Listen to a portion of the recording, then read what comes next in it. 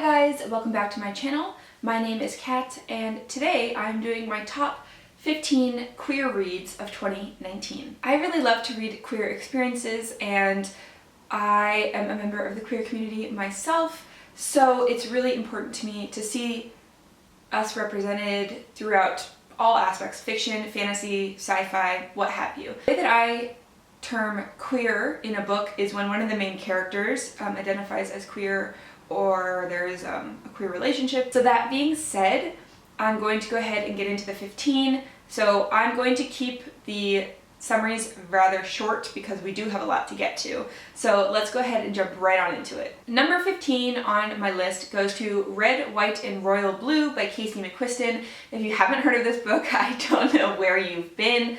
I believe it won the Goodreads Choice Award for 2019. So Alex is the son of a woman running to be president, and Henry is an actual prince, and they hate each other. So not only is this a commoner and royalty romance, this is also a hate to love romance. I highly recommend it if that sounds at all up your alley. It is so sweet and so great, and I can't wait to see what Casey McQuiston comes out with next. Number 14 on my list is Salt Slow by Julia Armfield. This is a collection of short stories which are queer, creepy, and feminist. So this deals with the ways that women's bodies change, are destroyed, and kind of come into power. Every single story is different. There are transformation stories, there are Frankenstein retellings. It's one of the best short story collections I've ever read, and the cover is also just stunning. So if short stories are your thing and you are looking for something which is dark and feminist and queer, then definitely check this out. Number 13 goes to Lost Boy by Sassafras Lowry. This is a queer punk retelling of Peter Pan with BDSM elements. I have talked about this one a lot, so I'm just gonna leave it at that. If you wanna hear more in depth about this one, I am going to leave the links to my best books of 2019 down below because I go a bit more in depth on this story. So yeah. Number 12 on my list is Wilder Girls by Rory Power. Now, this is not going to be for everyone, and I do agree with a lot of the criticisms against this book, that the ending is way too open and that the plotting is a bit messy and the timing is a bit messy. However, I just really, really loved it. It's kind of bizarre in the way that Annihilation by Jeff Vandermeer is bizarre. Just that stuff that's like oddly weird, and I like love it so much. So we're following an all-girls school set on an island called the Rackster Academy, I believe, and an outbreak happens where the girls' bodies start to change. Like, some people develop extra spines, some people develop scales, some people have stuff growing in them, on them, and they have been quarantined on this island and they are trying to survive. This one is weird, not perfect, but definitely has a lot of staying power just through the weird factors that I really loved. Number 11 on my list is The Dark Wife by Sere Diemer. This is a Hades and Persephone retelling which is feminist and queer. So in this story, Hades is a woman and obviously Persephone is a woman. And if you don't know, the Hades-Persephone myth is that Hades kidnaps Persephone down to the underworld, forces her to marry him, and basically that's how we get the seasons, because Persephone's mother Demeter is mourning her daughter being in the underworld in winter. However, in this retelling, Hades is someone who actually helps to save Persephone from the unwanted attentions of Zeus, because he's a huge historic jerk. Just the worst. He's the worst. It's really sweet and also gutting at the same time. The relationship between Hades and Persephone in the novel is really sweet and a slow burn, whereas the hatred that you build for Zeus and like the people who are enabling him, oh, it's a fast burn. I hate him so much, and oh, every time he was on page, I was like, why can't he be killed? So yeah, if you're looking for a book that will make you feel all of the range of emotions, then this would be for you. Number 10 goes to Prince of Air and Darkness by M.A. Grant. This is kind of like Carry On, where it's a magical school and it's a roommate situation. So Phineas is a human who is really shit at magic, and then Rourke is an unseelie prince who is struggling against his attraction to his roommate because it's forbidden for like a lot of reasons. And things get dark, and I loved this so much. I wasn't such a huge fan of Carry On, but this hit all of the Carry On feels. I really loved this so much, and I loved the ending. I don't know why I haven't continued on in the series. I think it's because I'm just really nervous about what's gonna happen. But if you like the magical school trope and the roommate trope and the enemies to lovers trope and like the forbidden romance tropes, this has like all of the best tropes ever, and it is so good. I highly recommend it, and it's so underhyped. Like, why is no one talking about it? It's so freaking good. So number 8 and 9 on this list is a duology, The Edge of the Abyss and The Abyss Surrounds Us by Emily Skrutskie. This is so good. So good. So in this world, countries have fallen apart and they trade via sea. So there's no more like air travel anymore. So whenever cargo ships are going across the ocean, they have these huge sea beasts which guard the ship against pirates. So Cassandra is a sea beast trainer, and she is on her first mission where she is attending a ship which her sea beast is trained to protect when pirates attack. And she is taken captive by the pirates. And yes, this is a, like, basically SeaWorld trainer and pirate love story, and it's totally queer, and I'm so here for it.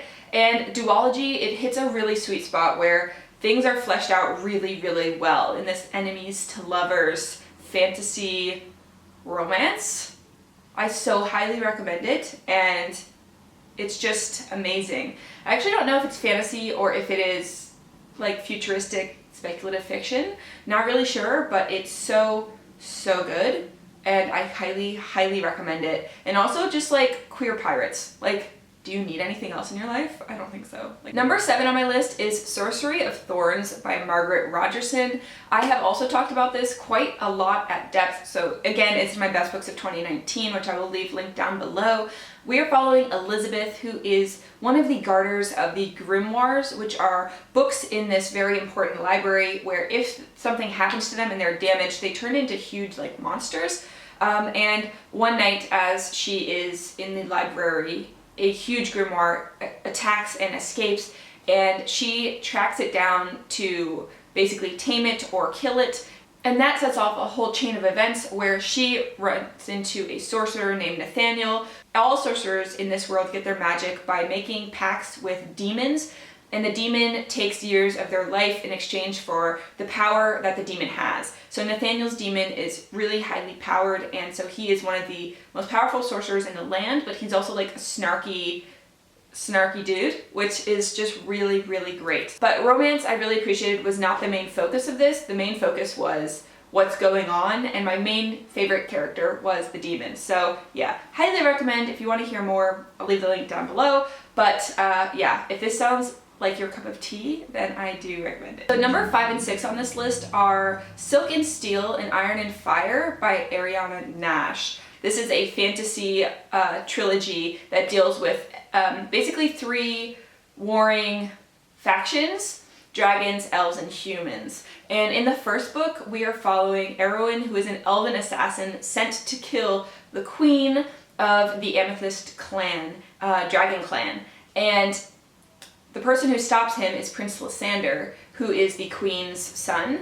And Lysander is a dragon himself, Erwin is the elven assassin, and things go from there. This is a slow burn romance and queer. Ariana Nash said one of the characters is gay and one of them is bisexual, and it's so much more than a love story. That's why it's so high on this list. The plot, the political intrigue, and like the way that the war is gearing up and that the different clans are moving, and different people are making pacts with the elves and with the humans, and then obviously like shit's going down behind the scenes, which kind of F's up everything. This is so good and so underrated. No one is talking about it, and I'm a little mad because it is so really, really amazing. So one of my goals for this year is to read the third one in the trilogy because I'm just so scared. Speaking of which, if any of you guys have happened to read this, hi, hello, I love you. Number 3 and 4 on my list are another duology by TJ Klune. You guys have heard me rave about this forever. This is Withered and Sear and Crisp and Sear. This is an ultra dark dystopian duology. Okay, so in this world, basically, there have been nuclear events which have wiped out proper civilization, and there are just little like pockets of towns which have sprouted up. It's kind of like Old West style where everything is made of wood again and there's no technology. And we are following a main character named Cavallo who has severe PTSD from events that have happened in his past. So he refuses to live in one of the towns. He lives kind of outside of it in an abandoned bunker situation, which is ruled over by a sentient AI, which is his friend. He also has Bad Dog with him, who is actually a really good boy, good dog, really good dog. My favorite dog in all of literature. And one day he is hunting and he shoots a stag, which then limps across the highway into the Badlands, which is, no one goes over there because it's ruled over by the Dead Rabbits, which is a cannibalistic gang. And he's just like, I'm gonna pop over and get the deer and then come back real quickly because if I don't, I'm gonna starve because I don't have any food. So he goes over there and shit goes down and he brings back someone he was not expecting to bring back. And this book is so dark, I cannot put enough trigger warnings on this. If you don't like dark content, then just really don't read this. Like, just seriously, don't read it. But if you do like darker content, then I do recommend it. I really loved it, and I was so terrified to read the second book because I was so scared. But I did eventually read it, and they are both really good. I gave the first book 5 stars, and I gave the second book 4.5 stars. Like, just chef's kiss all around. I just loved it. So it does have queer rep in here. I think bi and gay, and just so good. But again, trigger warnings for literally everything. So number 2 on this list is The Mere Wife by Maria Dahvana Headley. Again, y'all have probably heard me talking about this forever. Again, it's in my best books of 2019, and this is a Beowulf retelling set in more modern times where Grendel's mother is a war veteran who comes back and she is pregnant. She decides to go back to her hometown to kind of lick her wounds and raise her child. But when she gets there, the mining town has been bulldozed and made into Harrod Hall, which is a whole town made of like glass and very expensive houses. And you know, things are dark when things are made of glass. So she goes up into the mountain, into the mines, and is raising her son.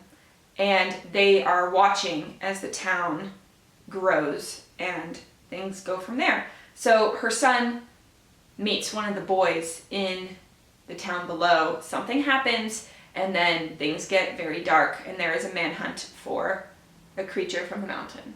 So this book was really amazing. I loved it so much. I highly recommend it. You don't have to have read Beowulf, but I think if you have, you'll see just how freaking clever this is. Again, I don't know why more people aren't talking about it, raving about it. It is so good.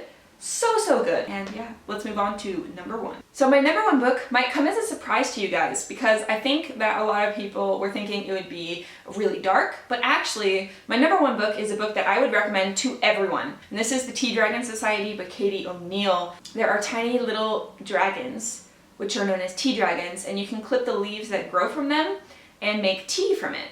And in this book we are following one girl who is struggling with her family calling, which is being a blacksmith, and then another girl who used to be a clairvoyant, and she has erased her memories and gotten lost, and they meet up and they start this wonderful journey together at a tea house which has tea dragons. And so it's kind of their different stories, but also the tea house is run by 2 men who used to travel and fight monsters together, and one was severely injured and he's in a wheelchair, and it's just, the rep is unbelievable.